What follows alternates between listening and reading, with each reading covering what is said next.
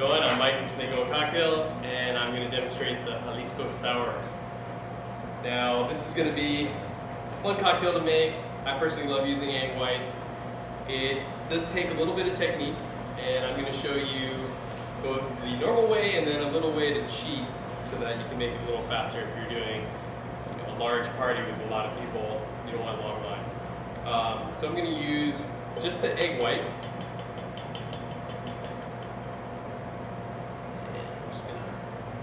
You'll see some bartenders actually use their fingers to separate the egg white and the egg yolk, but I don't think customers really like that. So I'm just going to use the eggshells, separate it, set the egg yolk aside, and I'm going to build my cocktail using less expensive ingredients first.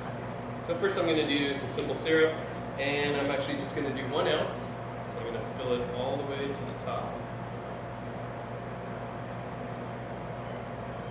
In.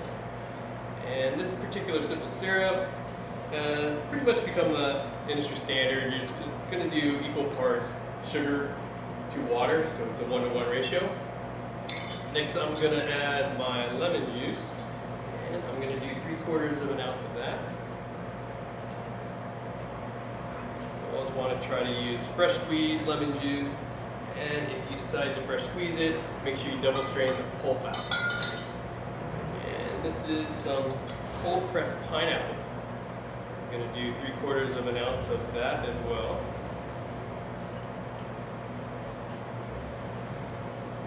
Last but not least, I'm going to feature the U4RIK reposado tequila this time.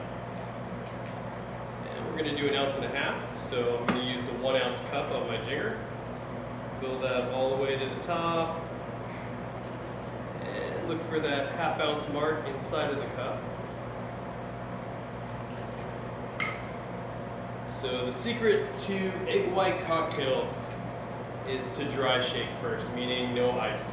And the reason for that is you really want to get it frothy and foamy, emulsify all the contents inside your shaker, but you don't want to dilute it just yet, so you don't want to add ice. So I'm going to get that straight line I'm looking for in my cocktail shakers, seal it, and shake it for good like 10 seconds for me.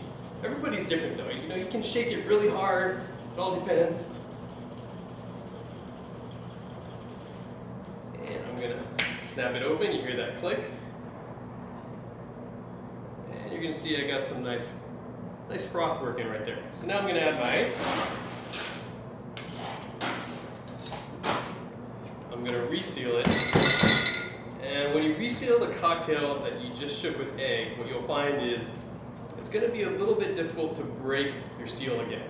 It'll snap and give you that same sound, but it'll just kind of be like an elastic tension. So anyway, just so you're aware of that.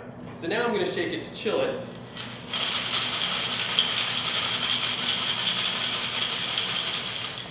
So I'm feeling that froth on the, I'm feeling the frost on the outside of the shaker tank. And that's when I know it's ready. I'm hit it, I hear that click, and I still have to pull a little bit because the egg white's holding it there. Now, when I'm gonna add any type of garnish, as far as sugar, salt, spices on the rim of a coupe, I don't want it going right into the cocktail. So I'm gonna roll it on the outside, and I like to do just half the glass. That way if someone doesn't like the particular garnish, they can drink from the other side. So this particular one, I'm using a mixture of brown sugar and salt. And I'm rolling it just on the outside. Give it a little shake so that nothing stays inside of the glass. And I have my strainer. So once again, you see the difference. This one has a tight coil. I want this egg white and the froth to actually come through. So I'm going to use the one that has a wider gauge.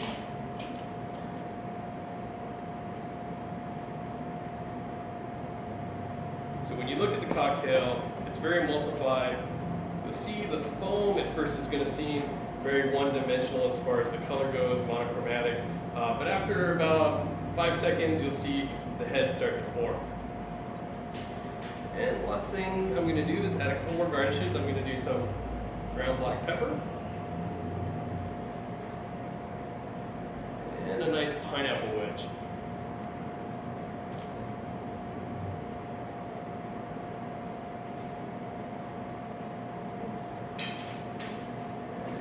Jalisco sour.